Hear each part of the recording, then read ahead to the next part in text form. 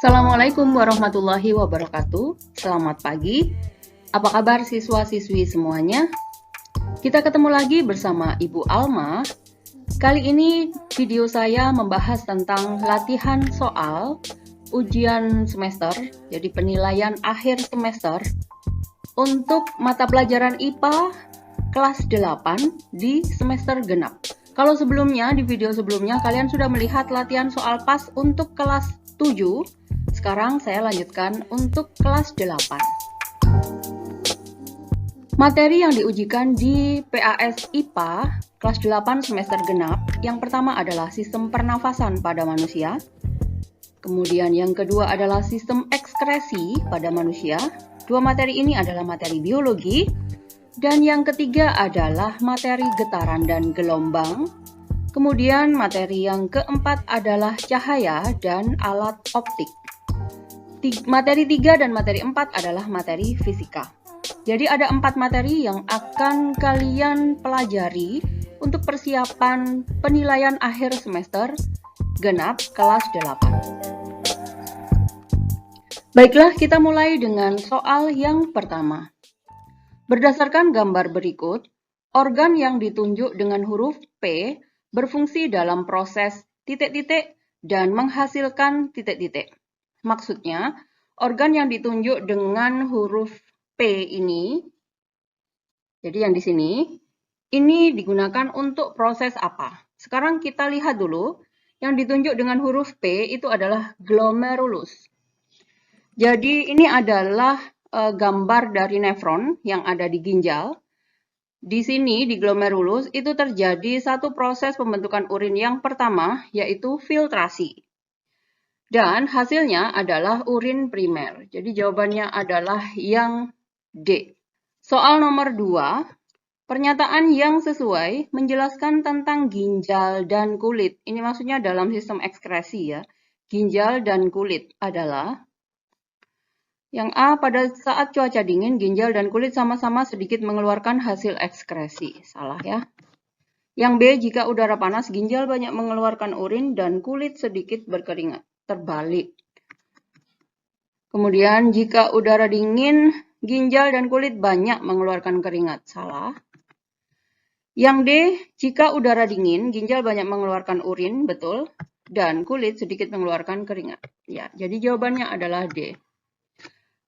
Tugas ginjal dan kulit itu berlawanan. Jadi pada saat kondisi lingkungan yang dingin atau kalian berada di lingkungan ber-AC gitu, maka proses ekskresi pengeluaran zat sisa hasil metabolisme itu banyak dikeluarkan melalui ginjal dalam bentuk urin. Sementara ketika kalian melakukan aktivitas outdoor dan cuaca panas, maka hasil metabolisme banyak dikeluarkan melalui keringat. Jadi dari kulit gitu.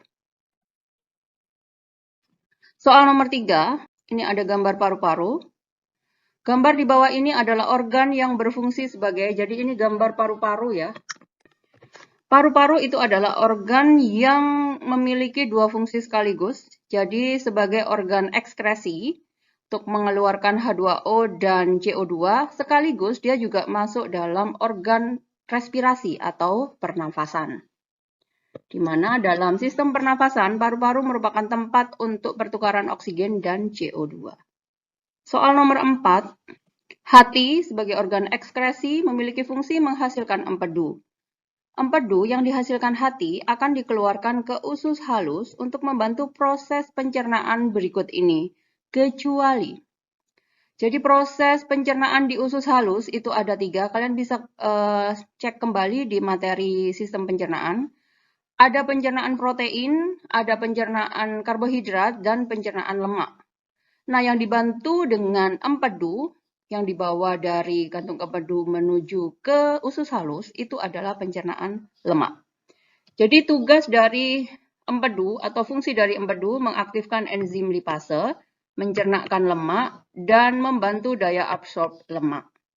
Kecuali, berarti yang D, yang bukan merupakan fungsi dari empedu di usus halus pada saat proses pencernaan adalah memberi warna feses. Soal nomor 5, seorang pasien melakukan uji tes laboratorium dan diketahui hasilnya bahwa dalam darah pasien terkandung glukosa dalam jumlah di atas normal. Kemungkinan penyakit yang diderita pasien tersebut adalah ada A. albuminuria, diabetes insipidus yang B, C. diabetes mellitus, dan D. anemia. Karena di uji tes darah, di dalam darahnya mengandung glukosa dalam jumlah di atas normal, maka kemungkinan penyakitnya adalah diabetes mellitus atau kencing manis. Kalau dalam bahasa awam, bahasa umum adalah kencing manis. Albuminuria adalah kelainan di mana dalam urin terkandung albumin atau protein.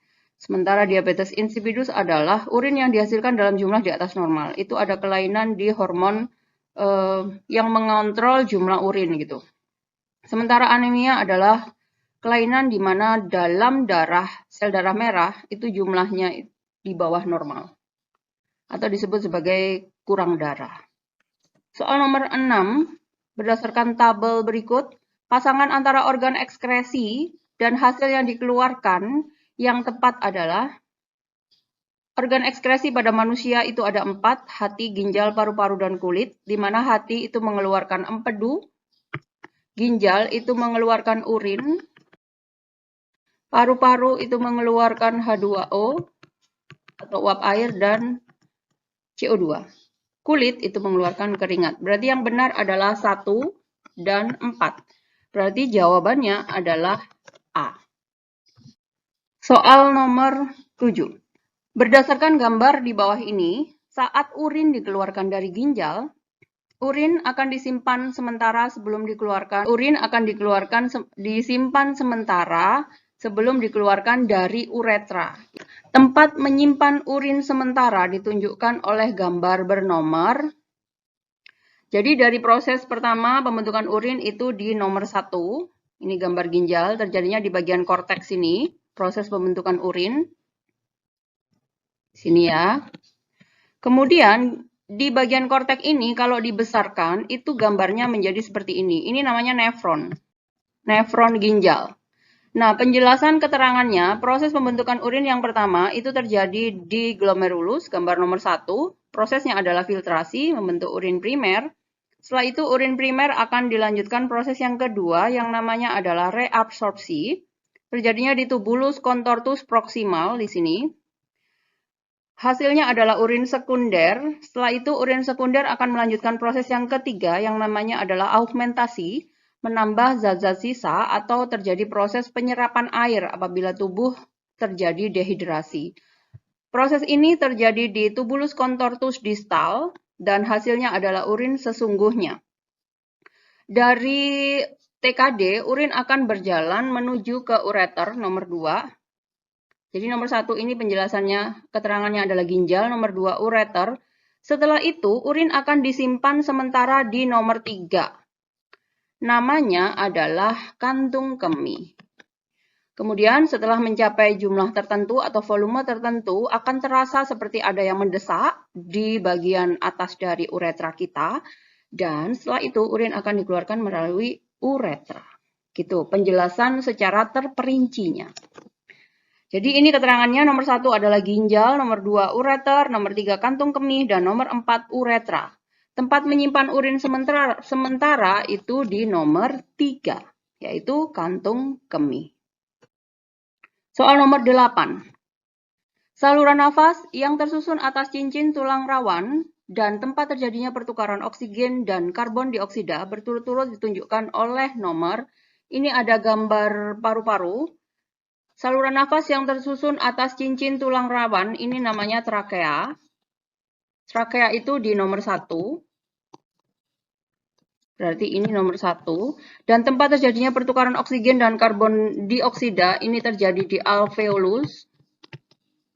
Alveolus itu di nomor 4. Maka jawabannya adalah 1 dan 4. Keterangan nomor 2 itu adalah bronchiolus. Cabang dari bronkus, yang nomor 3 itu bronkus. Dan nomor 5 ini pleura. Selaput pelindung paru-paru. Soal nomor 9, perhatikan pernyataan berikut ini. 1. Otot antar tulang rusuk luar berkontraksi. tulang rusuk terangkat, volume rongga dada membesar, tekanan udara turun dan udara masuk. Nomor 2, otot sekat rongga dada mendatar, volume rongga dada membesar dan udara masuk. 3, otot diafragma melengkung, volume rongga dada mengecil, tulang rusuk turun dan udara keluar. 4, otot antar tulang rusuk berelaksasi, tulang rusuk turun, volume rongga dada mengecil, tekanan udara di dalam paru-paru bertambah dan udara keluar. Yang saya garis bawah itu adalah otot antar tulang rusuk. Saya garis bawah kenapa? Karena pertanyaannya pernyataan yang menjelaskan proses pernafasan dada. Pada proses pernafasan dada, otot yang berperan adalah otot antar tulang rusuk. Berarti jawaban 1 dan 4. C. Sementara pada pernafasan perut, otot yang berperan adalah otot diafragma atau otot pembatas antara rongga dada dan rongga perut gitu. Jadi yang nomor 2 dan 3 itu adalah proses pernafasan perut. Soal nomor 10. Perhatikan penyakit-penyakit berikut ini. Yang pertama pneumonia, 2 TBC, 3 asma, dan keempat rinitis. Gangguan sistem pernafasan yang disebabkan oleh infeksi bakteri Mycobacterium tuberculosa ditunjukkan oleh nomor. Bakteri Mycobacterium tuberculosa itu menyebabkan penyakit TBC. Berarti jawabannya adalah yang B. Pneumonia itu disebabkan oleh infeksi bakteri Diplococcus pneumoniae. Kemudian kalau asma itu reaksi alergi ya, hipersensitivitas organ pernafasan terhadap suatu zat atau suatu udara atau benda tertentu. Misalnya kalian alergi terhadap debu, kemudian terhadap bulu, atau terhadap udara dingin dan sebagainya. Rinitis itu infeksi atau terjadi infeksi pada saluran nafas bagian atas, mungkin di saluran lendir di hidung gitu. Soal nomor 11. Paru-paru dilindungi oleh selaput tipis untuk mencegah gesekan antara tulang rusuk dan dada pada saat proses pernafasan berlangsung. Selaput pelindung paru-paru dinamakan, paru-paru itu dilindungi oleh selaput tipis yang disebut dengan pleura. Perikardium itu adalah selaput pelindung pada jantung. Meninges adalah selaput pelindung otak. Dan mukosa itu selaput pelindung kulit. Kalau pleura adalah selaput pelindung paru-paru. Soal nomor 12. Kebiasaan merokok atau menjadi perokok pasif dapat menyebabkan gangguan pernafasan terutama karena ketersediaan oksigen di jaringan berkurang. Hal ini disebabkan atau dikarenakan oleh kalau dia pengangkutan oksigen berkurang pada orang yang merokok itu diakibatkan oleh senyawa CO yang terkandung pada rokok itu mengganggu proses pengikatan oksigen yang dilakukan oleh hemoglobin. Yang A. TAR itu menyebabkan karsinogenik. Jadi TAR itu dia memiliki sifat karsinogenik, berarti TAR itu menyebabkan munculnya sel kanker, harusnya ya. Kalau nikotin itu menyebabkan kecanduan. Nomor 13. Epiglotis merupakan struktur yang berfungsi untuk. Epiglotis itu ada di antara rongga mulut dan rongga hidung. Jadi fungsinya adalah mengatur jalan masuknya udara dan makanan. Mungkin kalian pernah pada saat kalian makan, kemudian pada waktu kalian mau menelan makanannya, kalian sambil berbicara atau sambil bergurau, maka yang terjadi adalah kalian tersedak. Makanan yang kalian telan itu keluar lagi melalui hidung. Mungkin kalian pernah mengalami hal itu. Nah, itu terjadi karena epiglotis tetap membuka ketika kalian menelan makanan. Jadi epiglotis ini adalah suatu bagian atau suatu bentuk bagian organ yang ada di rongga pembatas antara rongga mulut dan rongga hidung yang dia akan secara refleks, secara otomatis, dia akan menutup saluran pernafasan trakea pada saat kalian menelan dan akan menutup kerongkongan saluran makanan pada saat kalian bernafas gitu. Jadi dia berlangsungnya secara refleks gitu. Nah, ketika kalian menelan makan sambil bersenda gurau, pada saat itu otomatis kalian tidak sadar sambil menelan, sambil bernafas. Makanya makanannya jadi tersedap gitu, keluar melalui hidung. Soal nomor 14. Lukisan bayangan pada cermin datar yang benar adalah, kita sampai di materi ketiga, yaitu optik dan getaran gelombang. Ini materi fisika ya. Cermin datar. Cermin datar itu memiliki sifat yang pertama, bayangan yang terbentuk itu berkebalikan. Jadi kalau kita angkat tangan kanan kita, yang terlihat di cermin datar itu seperti tangan kiri. Jarak antara benda dengan bayangan itu sama, dan tinggi benda dan tinggi bayangan itu sama. Berarti, mana yang benar dari keempat bayangan yang terbentuk pada cermin datar? Yang benar adalah yang B. Kalian bisa lihat di sini, jarak dasar dari benda, misalnya ini benda, ini bayangan sama. Ini jaraknya sama. Ketinggiannya sama. Kalau di tengah ini dia masuk ke dalam, yang di bayangan juga dia masuk ke dalam. Nah, gitu. Itu adalah ciri dari bayangan yang terbentuk pada cermin datar. Nomor 15. Ini soal getaran. Berdasarkan gambar di bawah ini ada bandul. Satu getaran terjadi jika bandul bergerak dari satu getaran itu ketika bandul bergerak dari posisi awal sampai kembali ke posisi semula. Berarti misalnya dari A ke B, ke C, balik lagi ke B, sampai ke A kembali. Itu disebut dengan satu getaran. Kita cek mana jawaban yang benar. A, B, C, B, A. Oke, yang A. Yang B ini mulai dari B. B, C, B, A, B, C, B. Berarti 1,5. Yang C dimulai dari C. C, B, A, B, C, B, A. 1,5 juga. Yang D, A, B, C. Berarti setengah getaran. Yang A itu 1 getaran.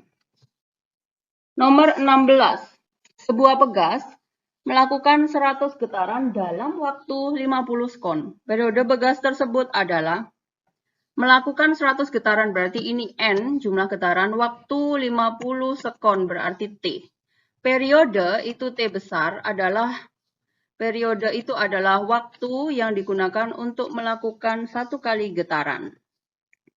Jadi periode itu disimbolkan dengan T besar, ini adalah waktu yang digunakan untuk melakukan 1 kali getaran. Berarti kita hitung, T sama dengan T kecil per N. T kecilnya 50, jumlah getarannya 100.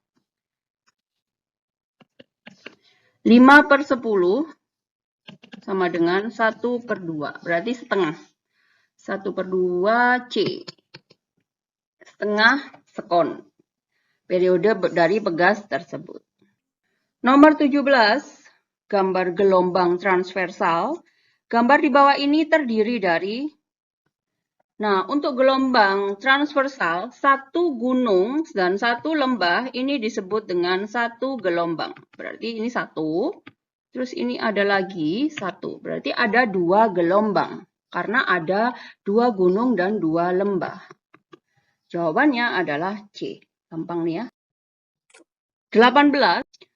Berdasarkan gambar gelombang di bawah ini, jika jarak 2 puncak gunung sebesar 2 meter, ini dari puncak gunung yang pertama ke puncak gunung yang kedua adalah 2 meter, maka cepat rambat gelombang adalah jarak 2 puncak, ini berarti lambda, 2 meter, atau jarak S 2 meter. Oke, pertanyaannya adalah cepat rambat gelombang.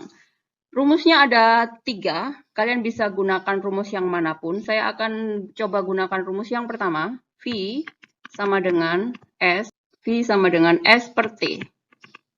S-nya itu pakai jarak atau lambda tadi, 2. Waktu untuk 1 kali gelombang. 1 gelombang itu adalah 1 gunung dan 1 lembah. Berarti dari sini sampai sini, ini 1 gelombang. Waktunya 2. 2 dibagi 2. Sama dengan 1 meter per sekon. Ini cara yang pertama. Sekarang saya coba gunakan cara yang kedua, pakai yang V sama dengan lambda F. Berarti kita hitung dulu frekuensinya.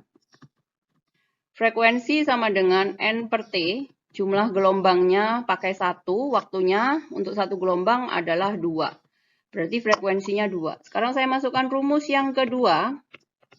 Lambda F. Ini ya. Lambdanya 2. Frekuensinya setengah. Tinggal kita coret. Jawabannya adalah 1 meter per sekon. Sama. Dengan kalian menggunakan rumus manapun, kalau kalian itu mengerjakannya dengan konsep yang benar, maka jawabannya akan tetap sama. Jawabannya adalah 1 meter per sekon. Jadi, untuk menghitung cepat rambat gelombang, kalian bisa gunakan rumus apapun, tergantung dari data yang diketahui dari soal, dan mana yang kalian mudah mengerjakannya. Ini rumus yang pertama. Rumus yang kedua. Dan rumus yang ketiga pakai rumus saya yang ini, V. Rumus yang ketiga, V sama dengan S per T. Oke, selamat mencoba. Soal berikutnya nomor 19. Ini ada gambar gelombang longitudinal. Gelombang longitudinal, untuk satu gelombangnya ini namanya rapatan. Dan yang ini adalah renggangan. Satu gelombang terdiri dari satu rapatan dan satu renggangan. Berarti di gambar ini ada 3 rapatan dan 3 renggangan. Berarti jumlah gelombangnya ada 3. Frekuensi F itu pakai rumus N per T. F sama dengan N per T. N-nya 3, T-nya ini di atas. 3 dibagi 6 sama dengan 1 per 2. 1 per 2 atau setengah. Jawabannya adalah yang D. Nomor 20. Pernyataan yang tepat menunjukkan perbedaan gelombang mekanik dan longitudinal adalah gelombang mekanik adalah gelombang yang membutuhkan media. Gelombang mekanik membutuhkan media perambatan, sedangkan gelombang elektromagnetik tidak membutuhkan media perambatan. Yang B. Contoh dari gelombang mekanik adalah gelombang suara, kemudian gelombang air, pegas, dan tali. Sementara untuk gelombang elektromagnetik itu radio, gelombang untuk sinar X, sama microwave, infrared itu gelombang elektromagnetik yang tidak membutuhkan media perambatan. Soal nomor 21. Getaran adalah gerakan bolak-balik di sekitar titik kesetimbangan. Pernyataan yang benar tentang getaran suatu benda adalah semakin besar amplitudo. Amplitudo itu simpangan terjauh. Saya gambar di sini. Misalnya ini ada bandul. Kalau dia bergerak ke sini, ini gerakan bandul 1, maka ini disebut dengan amplitudo. Semakin jauh amplitudonya, misalnya dibandingkan dengan gelombang kedua, segini. Ini gelombang B. Maka ini akan mempengaruhi pada waktu bergetarnya. Waktu itu adalah T. Sementara waktu itu mempengaruhi periode. T besar sama dengan T per N. Periode itu waktu yang dibutuhkan untuk melakukan satu kali getaran. Semakin jauh amplitudonya atau semakin besar amplitudonya, maka besar periode getarannya juga semakin tinggi atau semakin besar. Jadi jawaban yang benar adalah yang C. Semakin besar amplitudo atau simpangan terjauh, ini getaran 1, yang ini 2. Semakin besar periode getarannya, gitu. Karena waktu yang digunakan untuk melakukan satu kali getaran juga semakin besar. Nomor 22. Frekuensi bunyi yang dapat didengar oleh manusia disebut bunyi dan frekuensinya sebesar. Bunyi yang bisa didengar oleh manusia adalah audiosonik, di mana frekuensinya berkisar antara 20 sampai 20.000 Hz. Jawabannya adalah yang A. Bunyi berdasarkan frekuensinya dibagi menjadi 3. Yang pertama adalah bunyi infrasonik, dan yang kedua adalah bunyi audiosonik, dan yang ketiga adalah bunyi ultrasonik. Bunyi infrasonik itu adalah bunyi yang frekuensinya di bawah 20 Hz. Bunyi infrasonik itu bisa didengar oleh anjing, gajah, atau lumba-lumba. Sementara untuk bunyi ultrasonik itu frekuensinya di atas 20.000 Hz. Bunyi ini bisa didengar oleh kelelawar, paus, lumba-lumba, dan anjing. Sebagai contoh, bunyi ultrasonik itu digunakan untuk USG, ultrasonografi. Soal nomor 23. Ini ada gambar sinar istimewa pada cermin cekung. Karena di sini ini cermin cekung ya.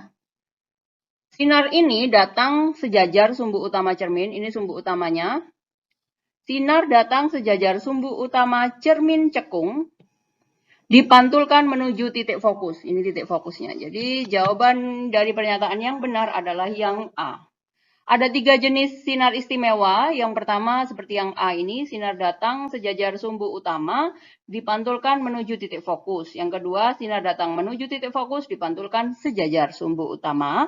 Dan yang ketiga, sinar datang menuju titik pusat cermin atau lensa diteruskan. 24. Pak Sugeng yang berusia 52 tahun mengalami kesulitan membaca koran dengan jarak di bawah 30 cm. Kemungkinan kelainan pada mata Pak Sugeng beserta jenis lensa kacamata yang dibutuhkan yang tepat supaya Pak Sugeng bisa membaca dengan normal adalah kelainannya hipermetropi dan kacamata yang dibutuhkan adalah berlensa positif atau lensa cembung. Kalau miopi itu biasanya anak-anak yang masih di bawah 20 tahun itu dia tidak bisa melihat dengan jarak di atas 1 meter atau di jarak jauh. Itu kelainannya miopi, kacamatanya berlensa minus atau lensa cekung. Astigmatisme itu silinder, kelengkungan pada kornea mata yang tidak rata dan membutuhkan kacamata khusus juga. Gambar mikroskop, soal yang terakhir, soal nomor 25. Sifat bayangan yang dibentuk oleh alat optik di samping, ini adalah mikroskop. Mikroskop itu dia akan memperbesar objek. Jadi fungsinya memang digunakan untuk melihat benda-benda yang berukuran mikro, yang tidak bisa kita lihat dengan mata telanjang. Sifat bayangan yang terbentuk adalah nyata, terbalik, dan diperbesar. Sementara untuk kamera, sifat bayangannya nyata, terbalik, dan diperkecil. Oke, demikian tadi 25 soal materi kelas 8 untuk persiapan penilaian akhir semester genap sudah saya berikan ke kalian. Ada 4 materi yang tadi saya bahas. Yang pertama adalah sistem pernafasan pada manusia, sistem ekskresi pada manusia, getaran gelombang dan cahaya, serta alat optik. Kalian bisa mengulang kembali materi dan latihan soal ini dari depan untuk persiapan penilaian akhir semester. Terima kasih buat kalian yang sudah menonton video ini sampai terakhir. Jangan lupa bagikan video ini ke teman-teman kalian semuanya, supaya teman-teman kalian juga ikut mempersiapkan diri dengan baik menuju ke PAS semester genap. Kita ketemu lagi di video berikutnya. Terima kasih. Wassalamualaikum warahmatullahi wabarakatuh. Selamat pagi.